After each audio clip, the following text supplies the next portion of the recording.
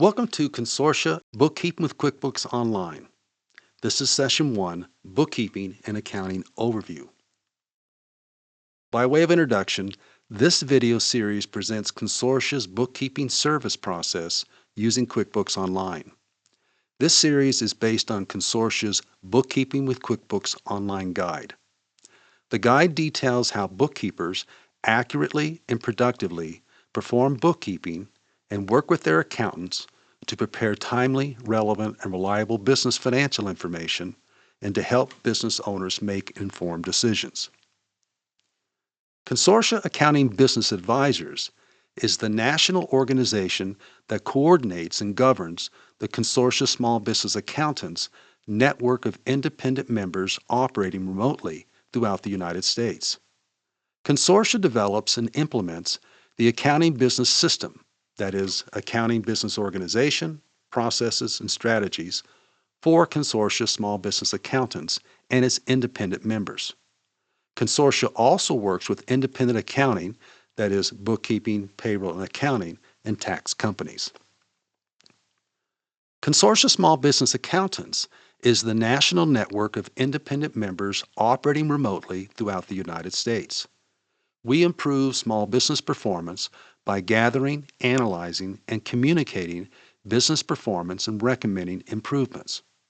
Our bookkeeping, payroll, accounting, and tax services increase our clients' financial position, profit, and cash flow, and decrease income taxes. Now, let me take you a moment and just introduce you to what we call the primary business processes. Now, the reason why this is important is because we're focusing, at least we focus on small businesses. And so we have to make sure we understand small businesses as we serve them so that we can serve them better. So very quickly, in a large organization, you typically would find, and I'm trying to keep it simple and sweet, you would find management who oversees 5 departments: research and development, marketing and sales, production, finance, and customer service.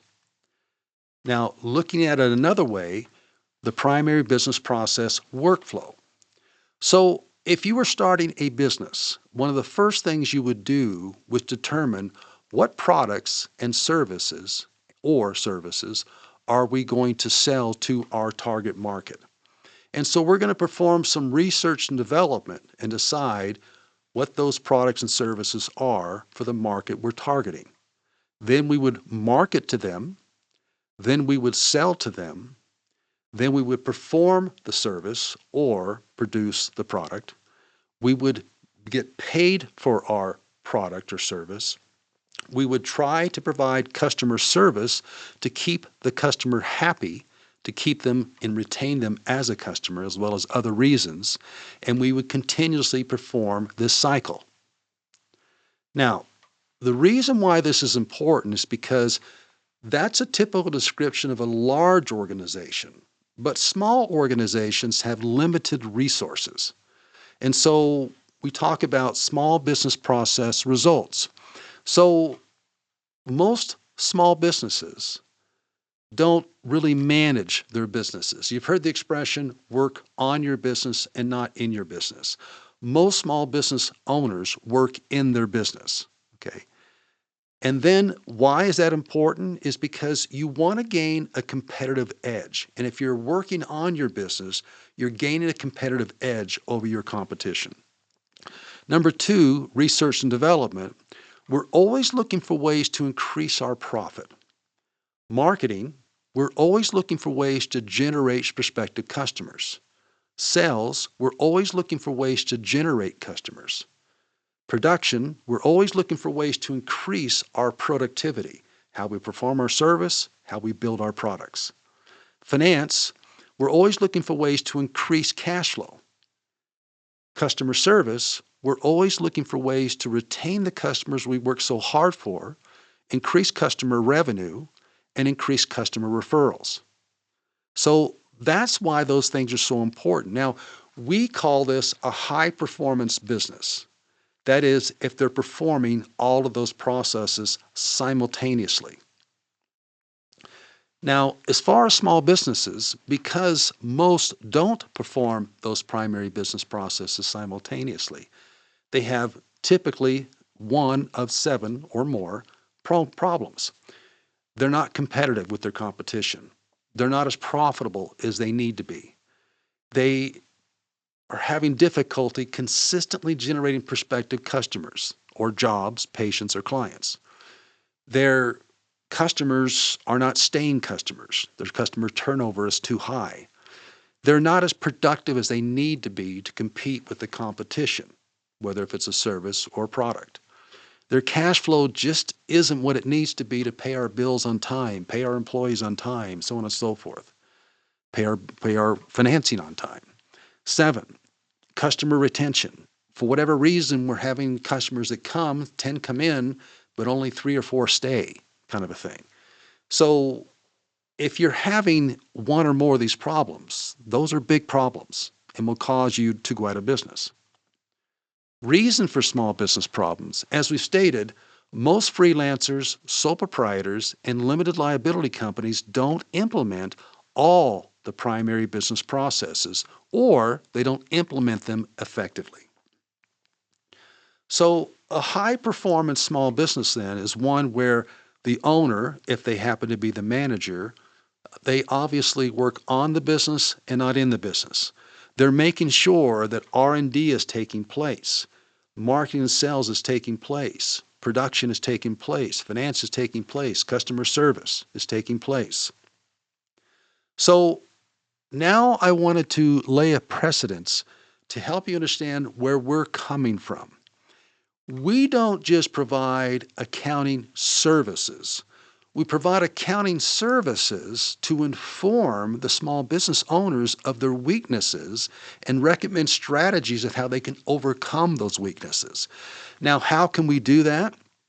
Well, we've been there. We started as one person, and we've gone from one person to many persons in our organization. We've gone from doing $100,000 the first year to doing millions of dollars each year. And so the point is that we can and want to help small business.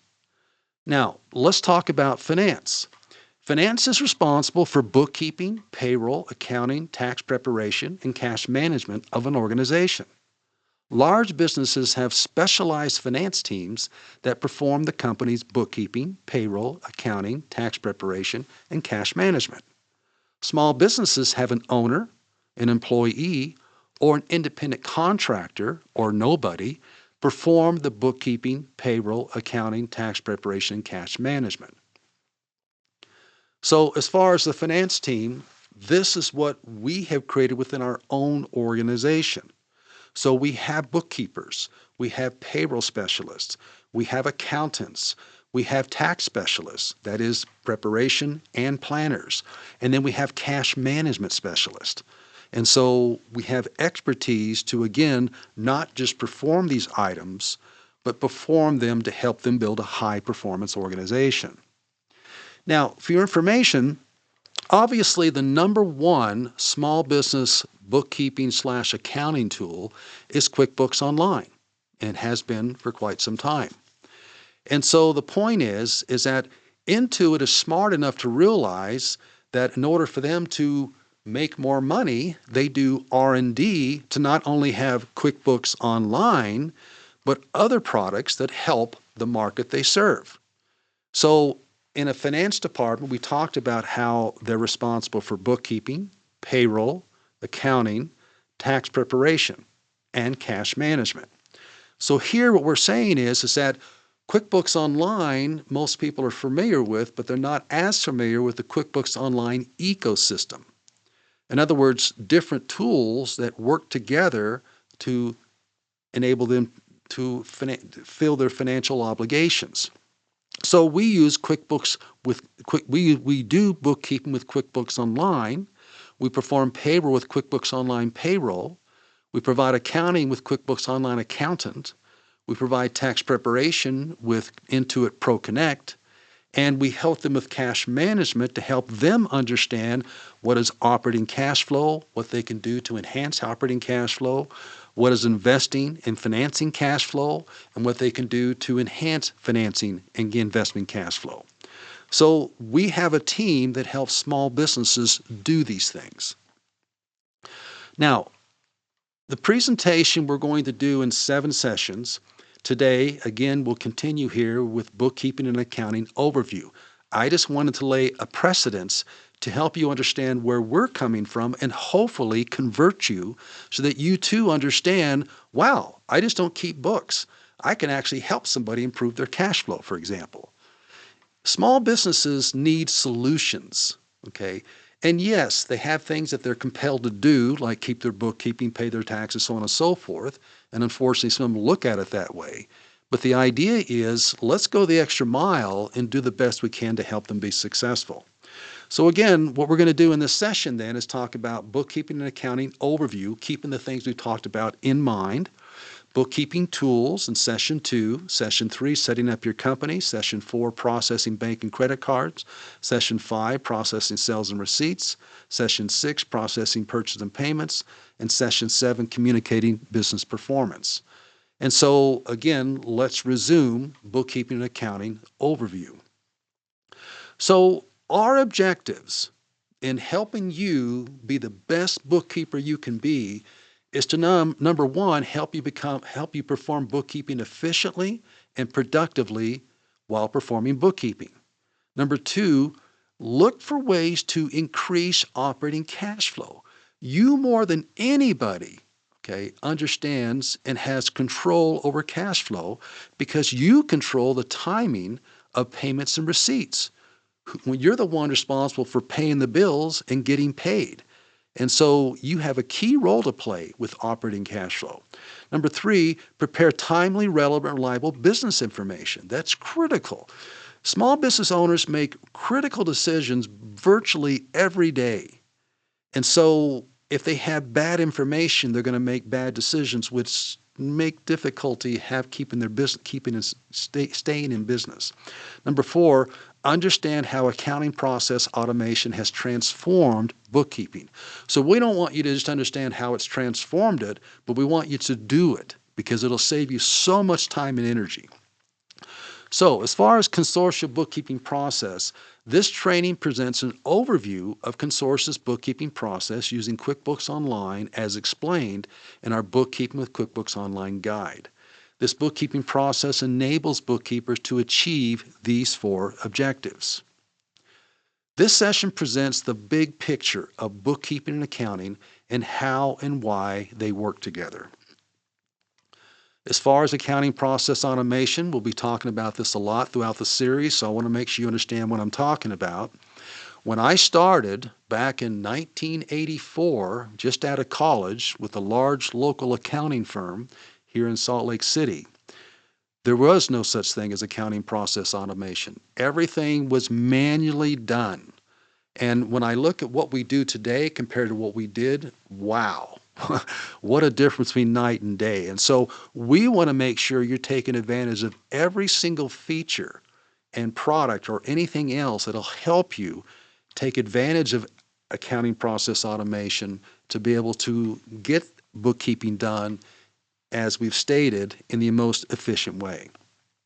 So accounting process automation automates routine accounting transactions.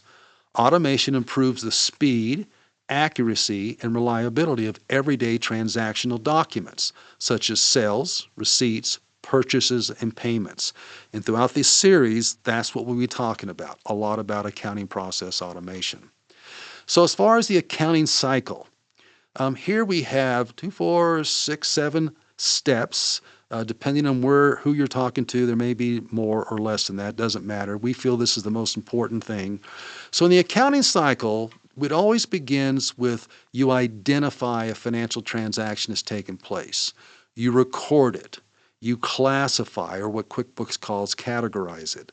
You analyze it. You summarize it. You interpret it. And you communicate it to your client. And so this is done by a team of a bookkeeper and an accountant. As you know, a lot of people think that bookkeeping and accounting is the same thing. It's not, okay? And so it pertains to the same cycle, but the bookkeeper's role is to identify, record, classify. The accountant's job is to analyze, summarize, interpret, and communicate. And if you want to be as efficient as possible, any good accountant would have a really, really good bookkeeper working with them. One of the reasons of our success, especially in training and certifying and licensing bookkeepers, for example, is because we learned early on just how important, in other words, we're an accounting firm, I'm an accountant, and so we learned how important bookkeepers were and how they made our job easier. Now, some accountants have the attitude, I don't do bookkeeping. I didn't go to college and get my accounting degree to be bookkeeping. And I understand where they're coming from. And so, but you need somebody who knows what they're doing. There are so many bookkeepers out there that claim to be bookkeepers, but they really are not. They don't quite understand exactly what bookkeeping is. But the point here is that we want to make sure that you do. So your role overall as a bookkeeper is to identify if financial transactions taking place, record it, and categorize, or what we call classify it. Okay. Now, for your information, a bookkeeper can be trained so well over time to actually do most of what an accountant would do. And typically we call them full charge bookkeepers because of the experience. And usually that comes from the tutelage of working underneath an accountant. The accountant, man, they would love it if you could do everything, okay? But typically they do what they have to do until you're to the point to where you could assist them in that. But beginning with, a great accountant always has a great bookkeeper. Okay, so accounting cycle responsibilities. So again, identify, record, classify, analyze, summarize, interpret, and communicate. So bookkeeping. Bookkeeping is the day-to-day identifying, recording, and classifying, those three things, of financial transactions, such as sales and receipts and purchases and payments, and is the foundation of your accounting system. Bookkeeping is critical to operating cash flow because bookkeeping controls the timing of receipts and payments. Effective cash flow management requires that receipts be received as soon as possible and payments be paid as late as possible, but on time to maintain vendor relations, good vendor relations. Bookkeeping also determines whether your business information is timely, relevant, and reliable. Our bookkeeping process increases your operating cash flow and is the foundation for timely, relevant, and reliable business information. Accounting. Accounting involves analyzing, summarizing, interpreting, and communicating business information. Business information is communicated through financial and management reports and business performance analysis. Business decisions are based on financial and management reports and business performance analysis. Business information must be timely, relevant, and reliable since business decisions can make or break business success. So what is business success? Well, any business person could determine what success is to them, okay? But the bottom line is you won't be successful unless you, in other words, whatever your definition of success is, the actual outcome, you won't be successful unless you have a good financial position. You have good profit or profitability. You have good cash flow. You have good owner's equity. And so that's why I say everything comes down to these four things. If a company is successful at these four things, no matter wherever you went into business, doesn't matter. You can't do it without these four things. So let's talk about financial statements. So the statement of financial position or balance sheet helps you understand your financial position. The income statement or profit and loss helps you understand your profitability.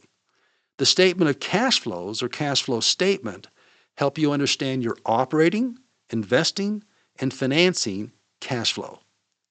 Number 4, statement of changes in owner's equity or the statement of owner's equity, helps you understand your equity.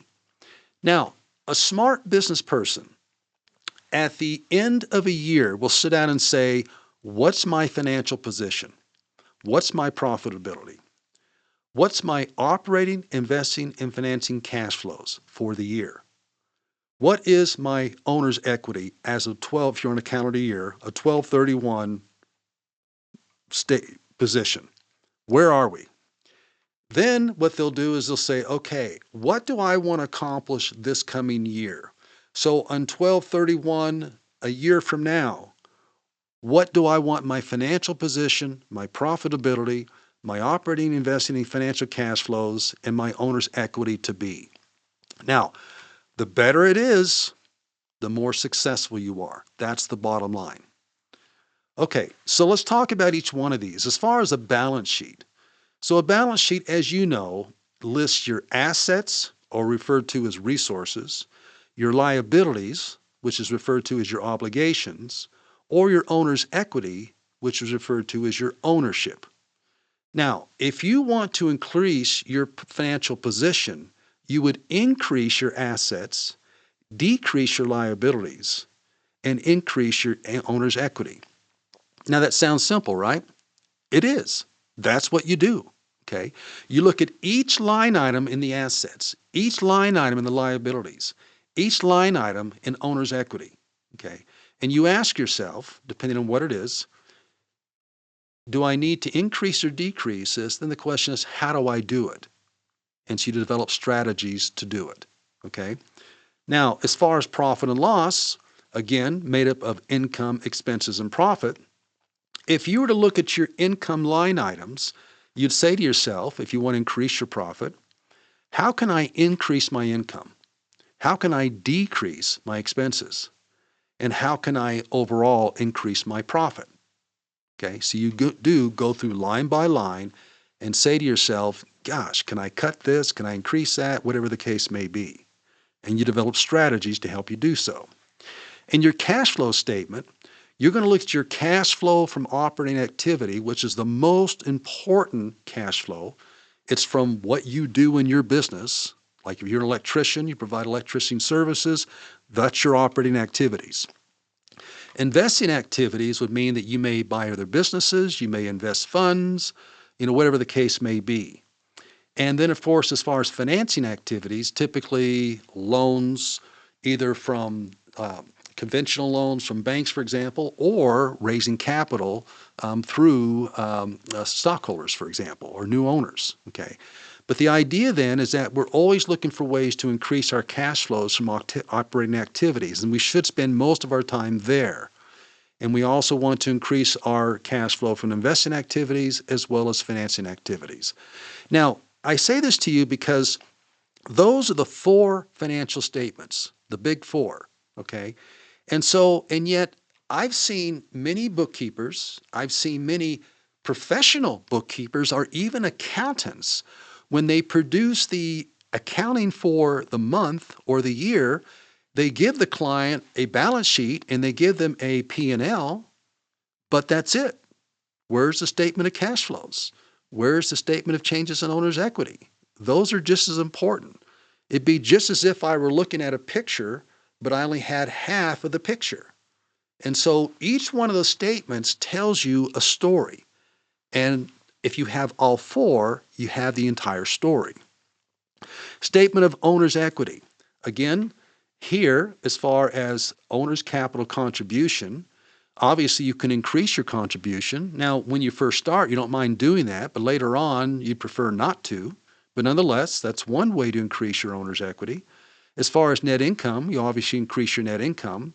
And then as far as owner draws, depending on how you're situated, if you take draws or give contributions, depends on your legal entity status.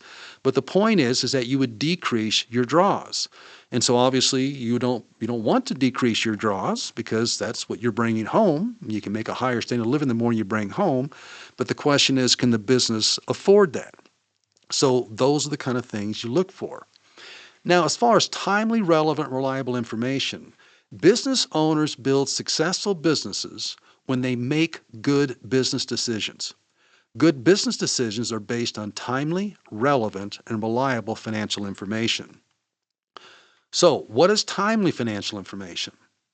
Timely financial information refers to the need for financial information to be presented to the users of the financial information in time to enable them to make informed decisions. So, for example, with some clients, they're so small that should we be providing daily bookkeeping and information? If they're so small, it's not going to really make a material difference between if it's daily or weekly or monthly, so you might as well do it monthly. If it's a larger organization, daily information is vital. Okay, we need to know today what we did yesterday, or didn't do, or whatever the case may be. So, but the point is, the information needs to be timely. Now, again, the question is, well, does that mean everybody? Well, timely's timely, but the question is it daily, weekly, or monthly? You would have to decide. Relevant financial information. Relevant financial information refers to the need for financial information to be capable of affecting the decisions of the users of the financial information. The information should be useful and not useless. One example of that is when you first set up a client, you set up their chart of accounts. Again, I've seen some, even accountants, where they provide so many line items, you're like, do we really care, what the phone bill was for all the cell phones individually in the office, or do we just want to know the overall cost? And so I've seen people that set up like they have 20 phones, and the bill does say what each phone cost, but the point is that they set up a parent account and they set up 20 sub accounts. And you're asking yourself, do you really need to know each one of those phones what they did? I don't know, maybe they do, depending. But that's the point. Don't provide information that's not needed. And so when you set up a chart of accounts, what you're saying to yourself is, what information does the owner need to make? What does the information what is the information he or she needs to know? Okay. And that's what determines what your chart of account is. Okay. Anyway, so reliable financial information.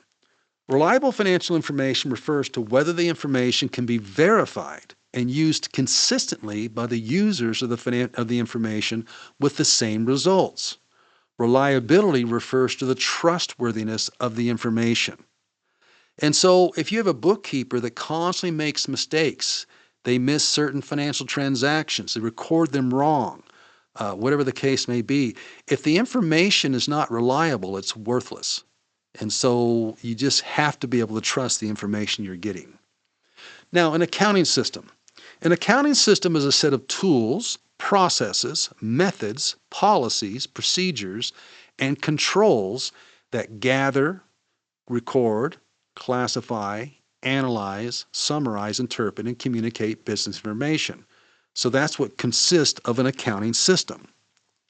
So as far as Consortia's accounting system, the purpose of accounting is to communicate a business's financial position, profit, cash flows, and owner's equity.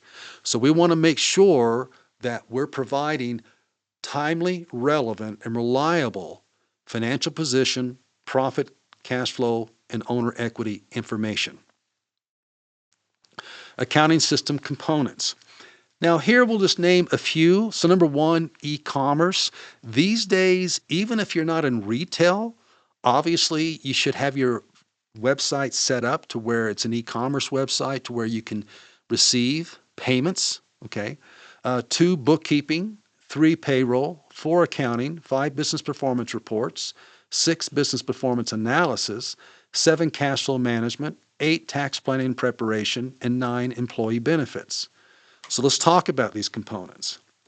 So as I stated, an e-commerce website is a website with e-commerce functionality that allows customers or clients to purchase and pay for your products and services via the internet through your website. Okay? Today, that's just a no-brainer, no matter what kind of company you are. If you're a law firm, you should be doing that. Bookkeeping. Bookkeeping is the day-to-day gathering, recording, and classifying of financial transactions such as sales receipts, purchases, and payments, and is the foundation of an accounting system. The accounting done by the accountant is all based on what the bookkeeper has done. Payroll. Payroll is generally the company's highest business expense and should receive constant attention to keep that expense as low as we can. Accounting. Accounting involves analyzing, summarizing, interpreting, and communicating business information. Business performance reports. Financial and management reports are the window into the world of business information. Business performance analysis. Business performance analysis analyzes the company's key performance indicators or key KPIs. KPIs are the elements of a business performance plan that express what the owner wants to achieve and when they want to achieve it. They're the quantifiable, outcome-based indicators used to measure if the owner is on track or to meet their business performance goals. Again, if I sit down at the end of 12/31, how'd we do? Set goals for the coming year. That's why KPIs are important throughout the year. How are we doing? Cash flow management. As any business owner knows, cash is king. And it's no coincidence that cash is the first line item on your balance sheet. A classified balance sheet is presented in the order of liquidity or in the order of the amount of time it takes an asset or liability to convert to cash. So if you didn't know that, if you're looking at a balance sheet, it's always listed in order of liquidity. And again, the first line item is cash, and then things like CDs, and then AR. In other words, the question is, how long does it take to convert to cash? How liquid is it? And it's listed in the order of liquidity. Tax planning and preparation. Tax planning is a plan from a tax perspective to reduce tax liability and prepare for retirement. Tax preparation is preparing the tax return after the year is over when most opportunities to reduce tax liability are gone. So if you provide tax services, 9 times out of 10, tax service people are nothing more than tax preparers. The year's over, here's your return, here's how much you owe. That's it. So that's why it's important to make sure you involve tax planning, which means, by the way, you're going to go to a higher income individuals, which means you'll make more money if you do that, by the way. And so because tax planning is so important, it's not just tax preparation. Employee benefits. A wage and benefits package ensures you attract and retain desirable employees, and it also enables the business owner or owners and employees to reduce tax liabilities and prepare for retirements. So these are all the components of things that you look to do when you're providing services. And the more you can do, the better off you'll be because somebody's paying you and getting so much more compared to the average bookkeeper, the average accountant, the average CPA, the average tax preparer, whatever the case may be. Okay, so again, I wanted to make sure you understood this part of accounting, this part of what it's all about. And so let me finish this off by showing this exhibit. This is an old exhibit. It's a manual exhibit. But the thing about QuickBooks is that you find that most people who use QuickBooks may be able to use QuickBooks okay, but they don't understand accounting. They don't understand the accounting behind what they're doing. They've never been taught. So let me give you the 30-second of how it works. So you start at the very bottom with what's called source documents. And that's how somebody finds out a financial transaction is taking place because there's a document, there's a receipt, there's a bill, that kind of a thing. So in my example, then you've got vendor bills, company checks or credit card statements, customer invoice, received payments, and weekly timesheets. So these are all the source documents where the source of the information is obtained. You take that source document and you enter it into your system. And you enter it into what's called transaction journals. So all the vendor bills end up in a bill journal. All the company checks end up in a check journal. All the customer invoices are in an invoice journal, etc. So every single transaction is categorized by the type of transaction, and it's summarized in what's called a journal. Okay, it's just like somebody, journalizing their day. So anyway, the next thing is that then these transactional journals feed into the general ledger. The general ledger, if I were to show you one, or if you were to look at one, you would notice, number one, it lists all the chart of account items, every single one, in order, starting with assets, liabilities, equity accounts, revenue accounts, expense accounts, etc. Okay? And so what you're going to find is if you look at each one of those, like let's say, for example, with the cash account, the checking account, so you're going to find, cash in bank, U.S. Bank. And you're going to see that when you print out a general ledger, you print it out for a period. Is it for a month? Is it for a year? Whatever the case may be. You can do anything. You could do a week if you wanted to. But the point is that when you look at the general ledger for each one of those items, you look at, again, in my example, the cash item, line item, and you'll notice that it says, okay, beginning. So what was the beginning balance? It'll show you that. And then it'll show you every transaction that occurred within that account during that period. And then it shows you the ending balance. It's funny because I guarantee you that 80% of QuickBooks users have never seen a general ledger. And yet that's the heart and soul of bookkeeping and accounting. You can print one out in QuickBooks, but most people don't know that. Now, at the same time, you'll see to the right it says subsidiary ledgers. In other words, it's subsidiary information needed. The two most important ones are the ones you see there, accounts receivable, accounts payable. So if you're staying on top of cash flow each day, each week, each month, or whatever the case may be, you're going to print out an accounts receivable ledger. That is, if you carry accounts receivables. And so again, it's not just going to do what I said. The general ledger would list the beginning balance for the period and certain summaries and then ending balance.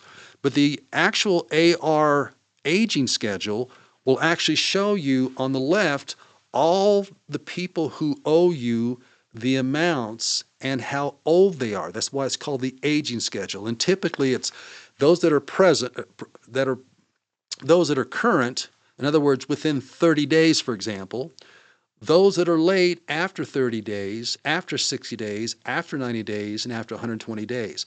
Now, the reason for that is because most people understand if you don't collect anything, if you don't collect a receipt within the first 90 days, you're not going to collect it at all. It's gone. Either turn it over to an agency or just write it off, okay? And so the point is that you don't want accounts receivable to get too old. And so you need to stay on top of that. And larger organizations that have heavy AR, they have policies.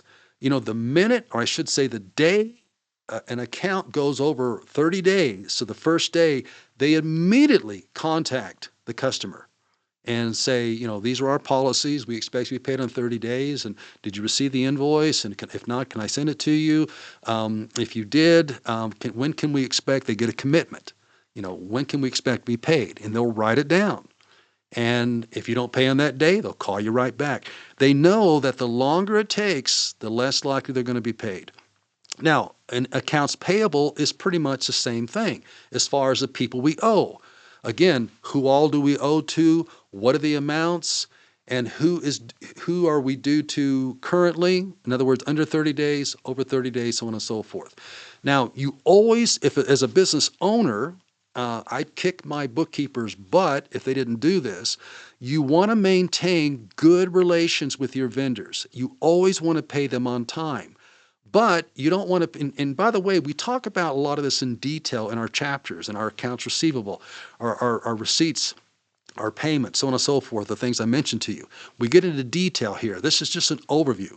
But the point is that if I had a bookkeeper, I'd say, look, on the one hand, if I just got a bill and it's not due for 30 days, I'm not going to pay it for 30 days. I'm going to hang on to that money and earn interest on it for 30 days. Why in the world would I send them money in the first day? That's our agreement.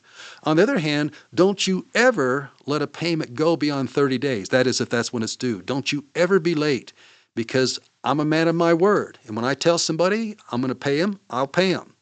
And that's how you maintain good relationships, okay? So those are the kind of things you think about. So to finish this off then, obviously the general ledger feeds all those accounts that pertain to the balance sheet, to produce the balance sheet. those accounts that pertain to income statement, to the income statement, and those accounts that pertain to the cash flow statement. And so, in essence, that's the flow of basic accounting records. Okay. All right. So that ends our presentation. And so for the day, hope it's been helpful.